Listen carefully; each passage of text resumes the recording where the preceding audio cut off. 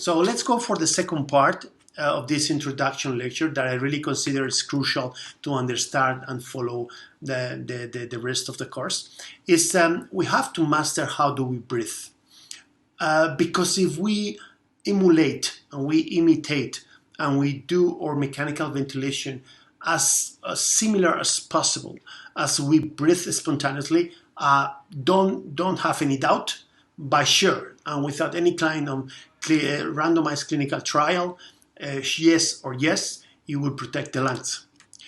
I'm going to focus in two procedures the phenomenon that is alveolar cyclic overdistension and alveolar cyclic close open phenomena are the most important ones to create damage, and we have to master that. And obviously we are going to go through all the VILI, what are the concepts behind VILI, ventilator-induced lung injury, and the internal fight between barotrauma, volutrauma, driving pressure, and these kind of things that finally, between you and me, there is not a big deal for a clinician to put common sense and doing protectively. Please focus on this slide. I really love it. This is the pressure that we create during spontaneous breathing compared with mechanical ventilation under a distress syndrome. The blue area is the driving pressure that you create spontaneously when you are breathing. See how low it is. Even to create a normal tidal volume of half a liter, 500 milliliters, see that the transpulmonary pressure, the driving pressure that you create during spontaneously breathing change from -4 to 0 or to 1 as maximum.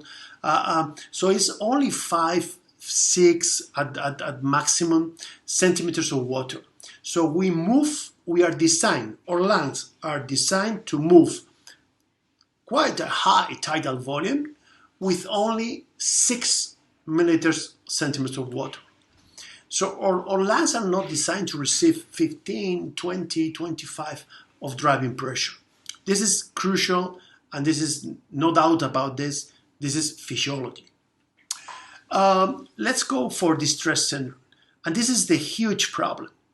Whenever we allow the patient to reach plateau pressure 30, 35, 40, whatever, and the PEEP is low, the driving pressure is huge. And the lowest the PEEP is, the higher the driving pressure. So obviously there is not a mathematical correlation between PEEP, plateau pressure, and driving pressure. It depends on one variable, that is the elasticity, the compliance or the elastance of the lungs. This is the key point behind all this pressure. But it's clear that we use low plateau pressure. Let's say we use neonates, we would go through that, use a small amount of PEEP to keep the lungs open.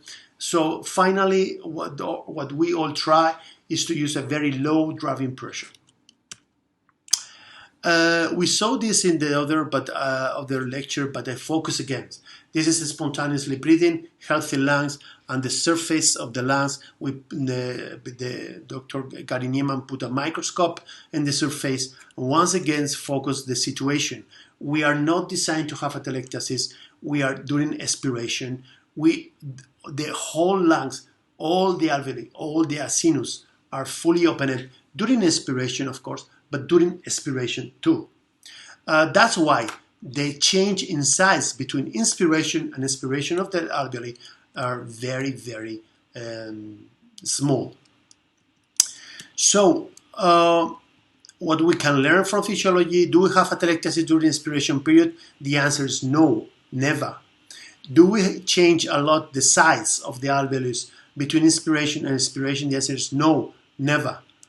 Do we have an heterogeneous distribution of tidal volume? No, never. A small amount of tidal volume, or not that small, even half a liter, but it's perfectly well homogeneously distributed. Can we change the tidal volume? Yes, adults. Neonates, no. Neonates go for a fixed tidal volume of 6 meters per kilo, and the only thing they do is increase respiratory rate. Okay, so normal breathing lungs are designed to receive an homogeneous, well-distributed, homogeneous, well-distributed, low tidal volume that generate a low driving pressure, always less than 7-8 centimeters of water, even less, with 5 and 6 is enough. If you have an increase in oxygen demand, the physiological response is increased respiratory rate and change air relation, avoiding always auto PEEP, just what neonates do. No atelectasis, no cyclic collapse, no cyclic overdistension. Now let's move to what create damage in the lungs. Ventilator-induced lung injury. This was found out quite a long time, or let's say 10 years ago, and nowadays nobody have any question about this. We know that through the ventilator, not the ventilator itself, the way you program the ventilators, the hands that touch the ventilator or don't touch the ventilator, both things are not good, create damage. The mechanism at the beginning was summed up as atelectasis trauma, barotrauma, volutrauma, biotrauma. Okay, so factors related to VILI is obviously airway pressure, tidal volume, and flow profile. Obviously, all of this is energy. When you are ventilated lungs, at the end you are transmitting pressure and tidal volume and flow, creating some amount of energy on the lungs. And of course, if you multiply this airway pressure, tidal volume, flow, and respiratory rate, this is the concept of power, mechanical power. Of course, this is true. This is the part, mechanical power are the parameters coming from the ventilator, airway pressure, tidal volume, flow, and respiratory rate. But there are another factor that usually people don't pay attention. That is how the lungs are. If you have lung homogeneity, these same parameters in the mechanical ventilation create different damage than if you have heterogeneity. If you have heterogeneity lungs, the same mechanical power can create a huge amount of problems and damage. I really love this research from Gary Nieman. This was done with both of them have the same plateau pressure. I said that for the ones who say, we all agree that the lower plateau pressure is better, but this is not the whole picture. Plateau pressure is only part of the picture. You need the other part, that is PEEP, to really know what is the driving pressure. Driving pressure, as everybody knows, is plateau pressure minus PEEP. This is the cyclic stress. So, and as you can see here, with the same plateau pressure, you have to think about from the old traditional approach that the damage from mechanical ventilation will be the same. And here you can see with your eyes, microscopically in this case, that the situation, the anatomical situation and the stress is totally different. Low PEEP, that in theoretical is much better. Low PEEP, PEEP of 5 for everybody, you solve the problem. Obviously it's less painful, but I'm very sorry, it's totally untruth. And as you can see here, with the same plateau pressure, with the old criteria, limit plateau pressure of 13 and PEEP for 5 for everybody, and everything is solved. And that is totally untruth. You see, you are using lower PEEP that is needed to keep the lungs open. See how during expiration, these three guys go for collapse. All these alveoli go for collapse. When you receive the tidal volume, these alveoli have to double the size, you see? As much atelectasis during expiration, more cyclic overdistension during expiration. This is pure physics, no clinical randomized trial, physics. So the only two things, you know it or you don't know it. But this is the way the lungs works. And just the opposite, when you individualize PEEP and you set the minimum amount of the PEEP to keep the lungs open, and you stabilize all the alveoli during expiration, see the difference about cyclic collapse or cyclic atelectasis trauma disappear because the lungs don't go for collapse and you stop cyclic open process. That is one of the mechanisms to create damage, atelectasis trauma. But at the same time, you reduce cyclic overdistension and cyclic overdistress in the rest of the lungs. Because as you can see here, now the alveoli don't have to double the size, and they are doing here. So, avoiding atelectasis, you avoid overdistension at the same time. Okay, and this has come from Dr. Amator approach a long time ago, and really opened, in my opinion, the eyes of many people. Why driving pressure is so important? Driving pressure is important because in only one pressure you have the equation to integrate the compliance, so the heterogeneity of the lungs. This is crucial, as we said before. PEEP, plateau pressure, and tidal volume.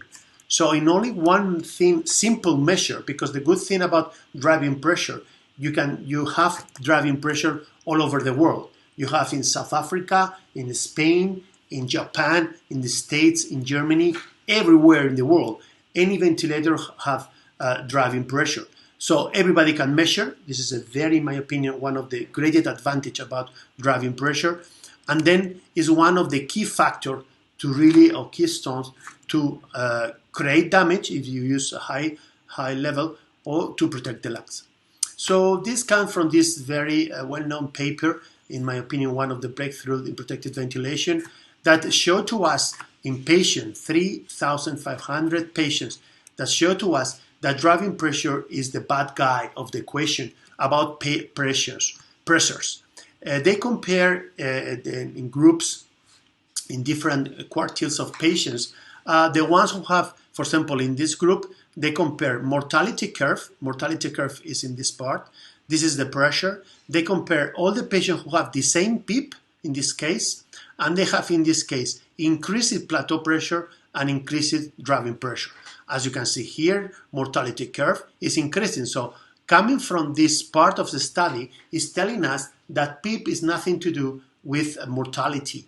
If PEEP was the bad guy, mortality curve should be horizontal. From the second part of the study, they compare the mortality curve with, in this group of patients, who all of them have increasing plateau pressure, increasing PEEP, and the only pressure who remains constant all the time is driving pressure. If PEEP or plateau pressure was the bad guy of the equation, mortality curve should be like this one. And it's not. It's horizontal. It means like yes or yes or yes. If you add the information from here plus here, the bad guy is driving pressure. But even they compare a third part of patients, other patients who have, in this case, the same plateau pressure, decremental driving pressure, and increased PEEP. And this final information, in my opinion, is very crucial. It's telling us that the mortality curve is just the opposite than the PEEP. So if the bad guy was plateau pressure, the mortality curve should be horizontal. If the PEEP was the bad guy, it should be just the opposite. The opposite. So it's clear, when against that the bad guy, comparing the type of pressure, the worst one is driving pressure. Plateau pressure is important according with driving pressure. Whenever the driving pressure increase through plateau pressure, is bad. But if the plateau pressure remains constant and you reduce driving pressure, plateau pressure is not important. And PEEP is clear. Once again, you have the factor that in distress syndrome is a protective factor. Okay, for anyone who have any doubts, they make a second analysis comparing with tidal volume. Very nice one.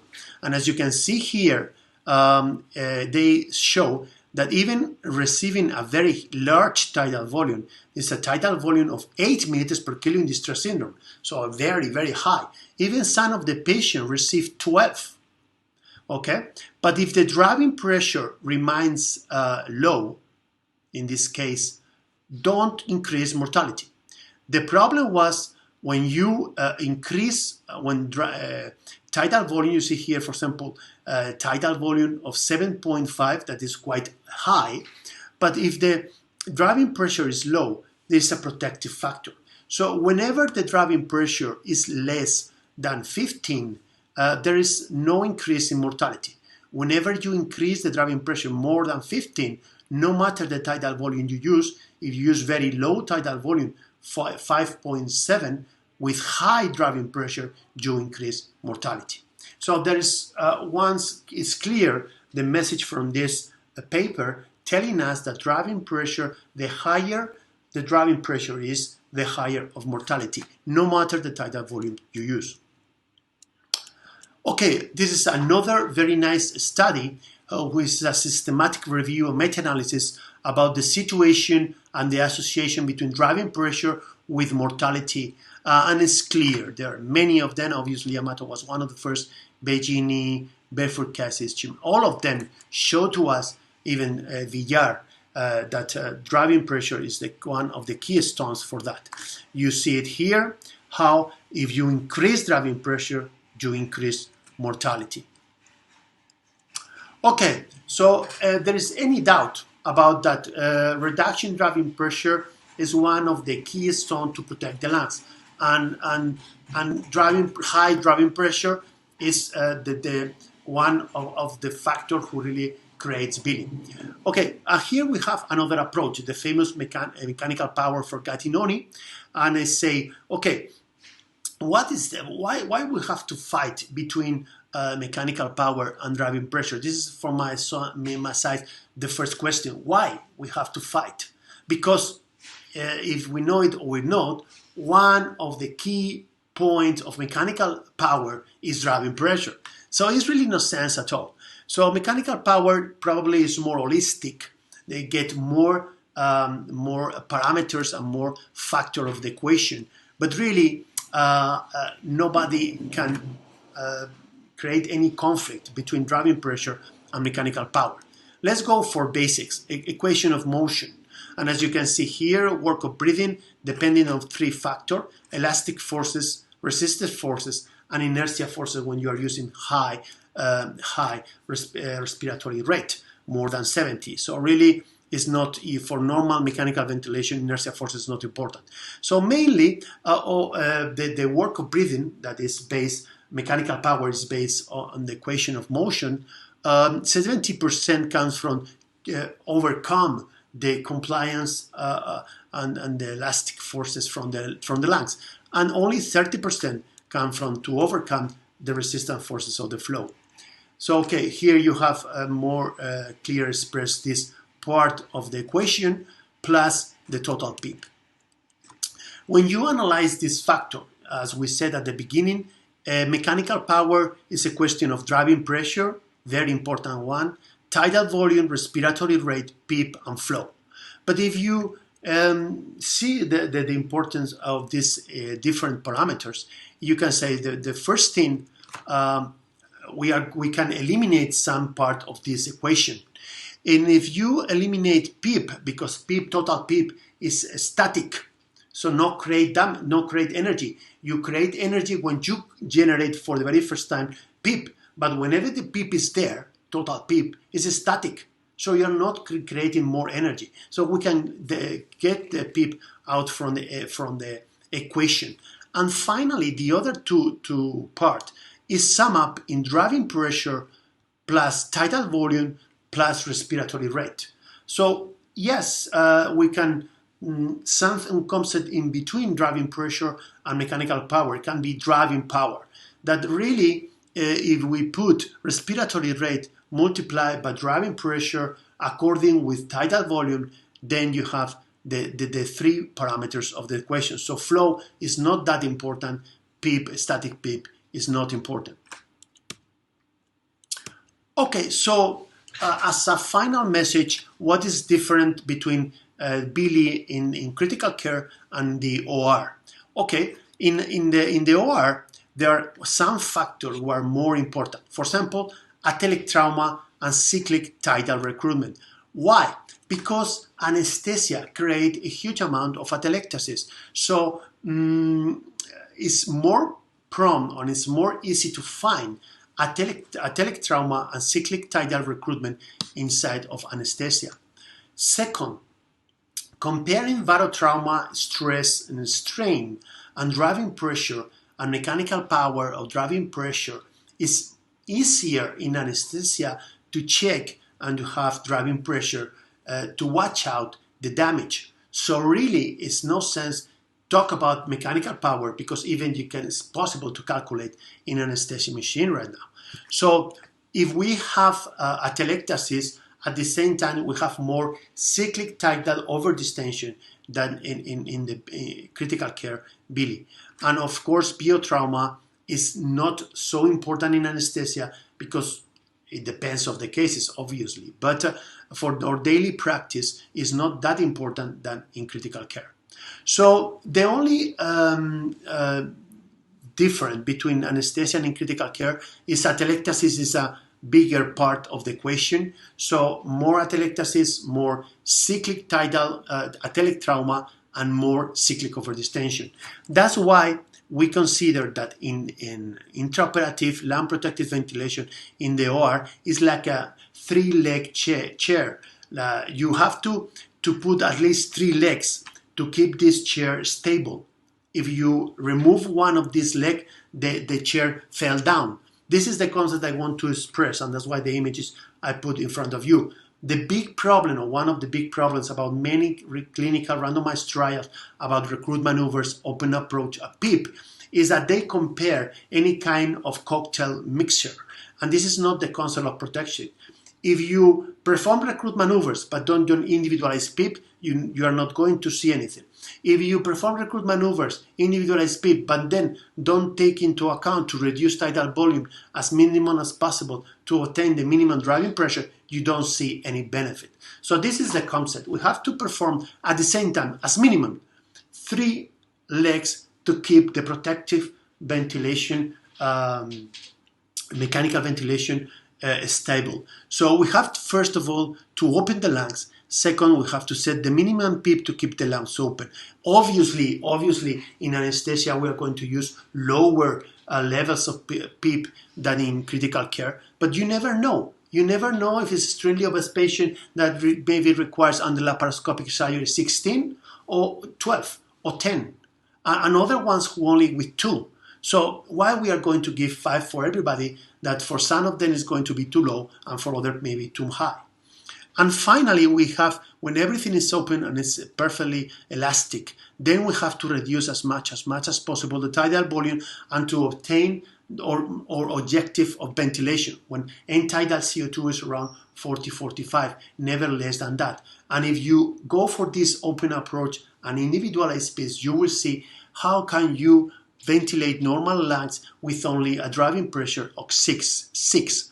I used to ventilate on my patient even with less than 10 because normal lungs is it fully opened. You need very low driving pressure as in physiology situation. Remember the first slide of this second lecture is the normal driving pressure that you are using when you are breathing spontaneously is always less than 6. Thank you so much.